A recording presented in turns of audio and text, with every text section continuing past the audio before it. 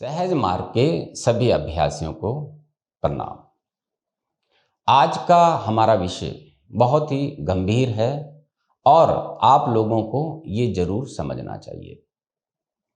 हमें रोज 2 से 3 लोग ये प्रश्न करते हैं कि क्या सहज मार्ग का जो अध्यक्ष है वह मालिक है। तो आप लोगों को ये स्पष्ट कर दें कि महाप्रलय तक सहज मार्ग के केवल एक ही मालिक हैं और वह हैं बाबूजी महाराज।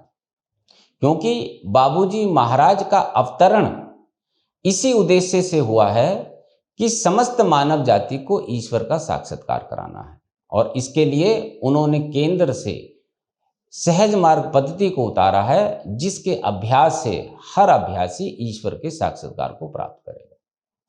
अब चूंकि बाबूजी महाराज साधारण व्यक्ति नहीं है, इसलिए उनकी पद्धति को परिवर्तित नहीं किया जा सकता, क्योंकि ये पद्धति प्रमाणित है और केंद्र से उतारी गई है।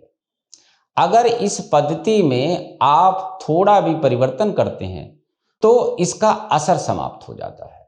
जैसे आपको मुख्य बिंदु बताते हैं हम, सहज मार्ग में प्रवेश करने की आयु बाबूजी महाराज ने 19 साल निश्चित की है।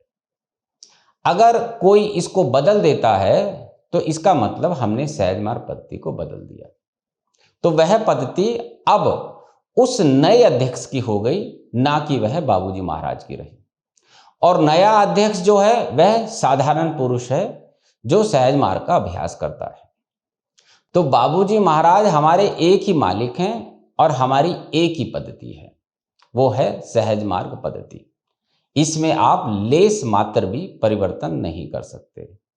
तो आपके मन में जो बार बार प्रश्न आता है कि अध्यक्ष और मालिक क्या एक है, तो आप ये समझ लीजिए कि मालिक केवल बाबूजी महाराज है और अध्यक्ष कई बनेंगे।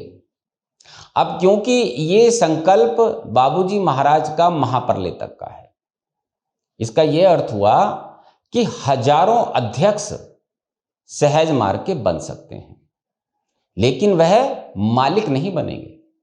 अगर आप उनको मालिक समझते जाएंगे तो 100-150 पीढ़ियों के बाद आप बाबूजी को भी भूल जाएंगे और वह पद्धतियां उनकी अपनी होती जाएंगी। आप लोग जानते हैं, गीता पुस्तक को लिखे हुए लगभग 5000 वर्ष हो गए और उसका एक भी श्लोक नहीं बदला गया है।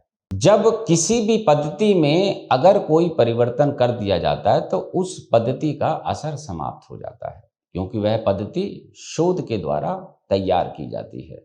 तो पहले ये पद्धति केंद्र से उतारी गई, उसके बाद अभ्यासियों पर शोध किया और संत कस्तूरी ने प्रमाणित किया कि इस पद्धति का पालन करके कोई भी भूमा साक्षात्कार को प्राप्त कर सकता है। तो आपको ये स्पष्ट रखना है कि केवल बाबूजी महाराज सहज मार्ग के मालिक हैं, और अगर कोई अध्यक्ष इसमें परिवर्तन करता है तो वह बाबूजी महाराज की पद्धति नहीं रहेगी। तो बाबूजी महाराज की पद्धति केवल और केवल हमें ईश्वर साक्षात्कार तक पहुंचा सकती है। अन्य कोई भी पद्धति जिसका आप अभ्यास कर रहे हैं वह आपको आपके उच्चतम लक्ष्य ईश्वर साक्षात्कार तक नहीं पहुंचा सकती।